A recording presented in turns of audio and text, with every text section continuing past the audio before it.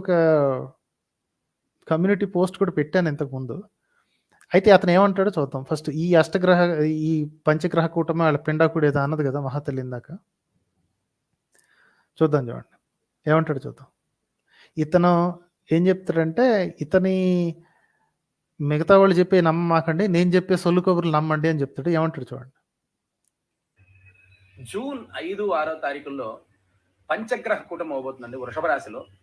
గురు భగవానుడు, శుక్రుడు, బుధుడు, చంద్రుడు, రవి, ఈ 5 గ్రహాలు కూడా వృషభ రాశిలో కూటమి అవబోతున్నాయి.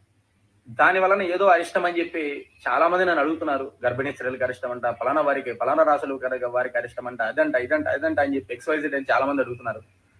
ప్రతి ఒక్కరికి తెలియజేస్తున్నాను, అందరికీ తెలియజేయండి. ఈ పంచగ్రహ కూటమి వల్ల ఎవరికి కూడా ఎటువంటి అరిష్టము లేదు. ఇది ప్రపంచం మొత్తానికి ప్రభావం ఇచ్చేది.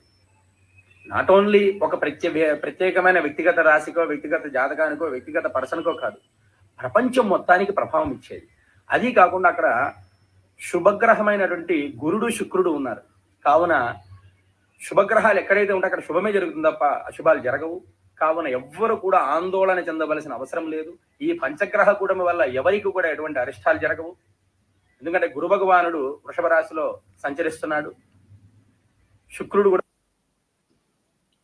ఓకేనా, అర్థమైంది కదా. సో ఎవరికి ఏం నష్టం లేదు, అనవసరంగా ఆవేశపడి కొట్టుకోమాకండి అంటున్నాడు. ఓకే, అక్కడ వరకు హ్యాపీస్. అయితే ఇంతకుముందు ఒకనొక రీల్ అనమాట. ఆ రీల్ని మీరు చూడండి.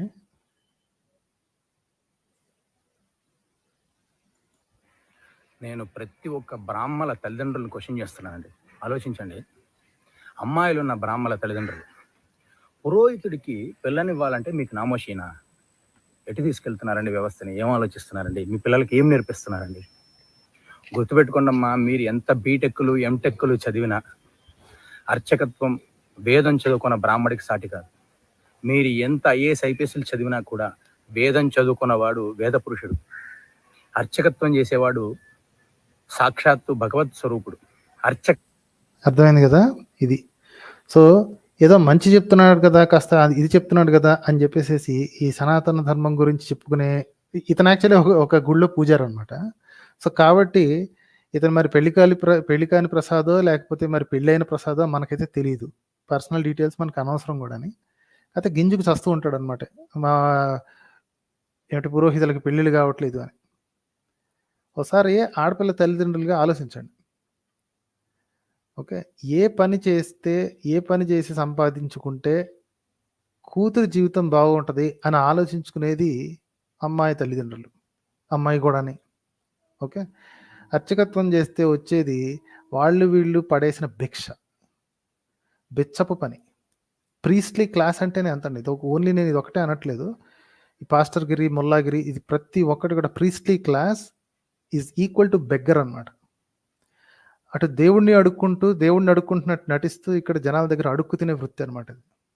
ఆ వృత్తి చేసేవాడిని మొగుడుగాను, అల్లుడుగాను పొందటం ఇష్టం లేక అమ్మాయిలు కానీ, అమ్మాయిల తల్లిదండ్రులు కానీ వదిలేస్తున్నారు. ఆల్రెడీ ఒక అర్చకుడు తన కూతుర్ని కూడా ఇంకొక అర్చకుడికి ఇవ్వటానికి సంశయిస్తున్నాడు. ఎందుకో చాలా స్పష్టం కదా, అతని బతుకు అతనికి అర్థమైపోయింది కదా. వీళ్ళు పడేసిన భిక్ష ఇదేంటి దక్షిణ పడేస్తే తప్ప ఈ చిల్లర ఇసిరేసి ₹2 ఇస్తాడు. ₹2 విలువ లేదని తెలిసి ₹2 తీసి అందులో వేసి దండం పెట్టేస్తున్నాడు. అసలు కింద పడి పొర్లు దండాలు పెట్టేసేస్తున్నాడు. ఏదో 25,000 ఏదో ప్లేట్లు వేసినట్టు. అది బిచ్చం అని వాడికి తెలుసు, తీసుకునేవాడికి తెలుసు. కాబట్టి people are not at all entertaining priestly class. So and నేను కూడా అదే చెప్తాను, ప్రీస్ట్లీ క్లాస్ని ఎంటర్టైన్ చేయకండి. చాలు, అయిపోయింది, ఇంకా చాలు. అక్కడ దేవుడు, ధర్మం అనే సొల్లు కబుర్లు చెప్పుకుంటు ధర్మానికి అర్చకత్వం అవసరం లేదండి. ఓకే, ఈ మూఢనమ్మకాలు, అక్కడ ఏంటి అరిష్టం, ఈ సొల్లు కబుర్లు చెప్పుకునే సన్నాసులకి డబ్బులు ఇచ్చి వాళ్ళని మేపాల్సిన అవసరం లేదు. ధర్మం కల్చర్ ద్వారా బతికే ఉంటుందండి. ధర్మం does not die just because your superstition dies. Okay, ఇంకా కంప్లీట్ చేస్తాడు చూడండి మహానుభావుడు ఏమంటాడు. ఈ ఏడుపు ఆగదు. హరిసాక్షాత్ అన్నారు. ఏ దేవాలయమైనా సరే అర్చకుడు సాక్షాత్తు ఆ భగవత్ స్వరూపుడు. మీరు ఎప్పుడో పండగలకి, పబ్బాలకి దేవాలయానికి వెళ్తాడు, ఆయన 24 గంటలు భగవంతుడి యొక్క పాదాల దగ్గరే ఉంటాడు. అది ఈ క్యాండిడేట్ ఒక పూజారి కాబట్టి తనను తాను భగవంతుడిగా చెప్పుకున్నాడు. అసలు ఎంత ఎంత గొప్పోళ్ళండి అసలు వీళ్ళు. తనను తాను భగవంతుడితో పోల్చుకుంటూ భగవంతుడికి పిల్లల్ని ఇవ్వటానికి జనాలు సిగ్గుపడుతున్నారని చెప్పి ఏడుస్తున్నాడు, బతిమిలాడుతున్నాడు. ఇవ్వండి, పిల్లల్ని ఇవ్వండి అని. ఏమంటాడు చూడండి.